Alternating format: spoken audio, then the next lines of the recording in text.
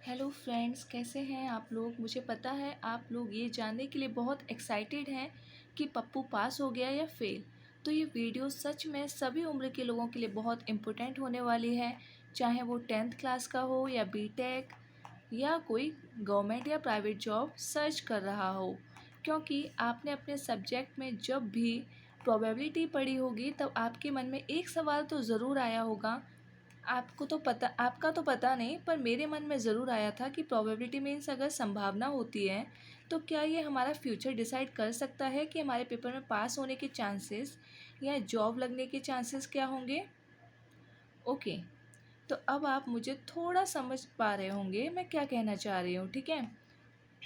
तो चलिए आज अपने इस नए टॉपिक को एक एग्जाम्पल से समझते हैं। देखिए, a student Pappu appear in CAT exam. There are two possibilities: he clear it or fail. So the probability of being selected is, ठीक है। तो एक बच्चा है पप्पू, वो अपना कैट का एग्ज़ाम देने गया है। तो दो संभावना है कि या तो वो अपना एग्ज़ाम पास कर लेगा या फेल हो जाएगा, ठीक है। तो आपको बताना है कि उसके सिलेक्ट होने की एग्ज़ाम में प्रोबेबिलिटी क्या होगी। अच्छे से रीड कर लिया आपने क्वेश्चन। तो आपको बताना है कि पप्पू के एग्ज़ाम में सिलेक्ट होने की प्रोबेबिलिटी क्या होगी। आपके पास चार ऑप्शन है। क्या प्रोबेबिलिटी 1/2 होगी? नहीं, प्रोबेबिलिटी 1/2 नहीं होगी, क्योंकि पास या फेल होने के चांसेस बराबर नहीं हैं, ठीक है। अगर बहुत अच्छा बच्चा हुआ पढ़ाई में तो फेल होने के चांसेस कम होंगे, और बहुत ख़राब हुआ तो पास होने के चांसेस उसके बहुत कम होंगे। तो पहला ऑप्शन आपका गलत हो गया, ठीक है। अब सेकंड देखते हैं, क्या प्रोबेबिलिटी 1 होगी? क्या ऐसा ज़रूरी है कि वो पास ही हो जाए? नहीं, तो दूसरा भी गलत, ठीक है।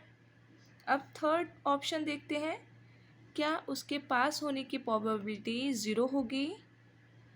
क्या उसके पास होने की संभावना 0 होगी? नहीं, क्योंकि सिर्फ इतने से डेटा पर हम यह नहीं कह सकते कि वो फेल हो जाए। नहीं तो इससे हमें ये पता चला कि बिना किसी डेटा के, स्पेसिफिक नंबर्स के हम कुछ भी प्रिडिक्ट नहीं कर सकते। इसके लिए हमें उसके मार्क्स, उसका परफॉर्मेंस का डेटा होना बहुत ज़रूरी है, ठीक है।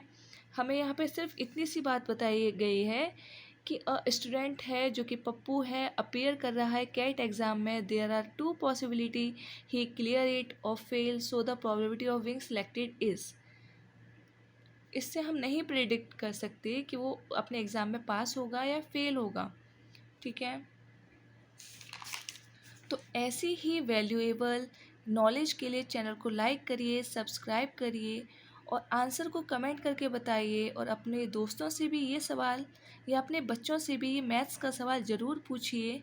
स्टार्टिंग में तो आप खुद कंफ्यूज हो जाएंगे, पर आप probability of falling a fan के एग्जाम्पल को समझते हुए इसका आंसर ईजिली दे देंगे।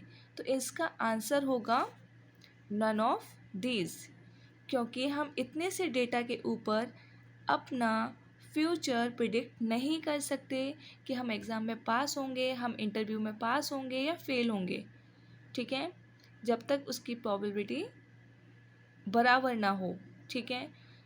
आपने फ़ैन का एग्जाम्पल भी देखा होगा, फॉलिंग ऑफ अ फ़ैन। क्या हर एक घर में फ़ैन लगे हैं? क्या उनके गिरने के चांसेस और ना गिरने के चांसेस बराबर होते हैं? नहीं, वो कभी रेयर कंडीशन होता है कि जिसमें फ़ैन गिरते हैं। तो ऐसे ही ये क्वेश्चन है, तो इसका आंसर नन ऑफ दीज होगा। ओके, चैनल को सब्सक्राइब कर लीजिए।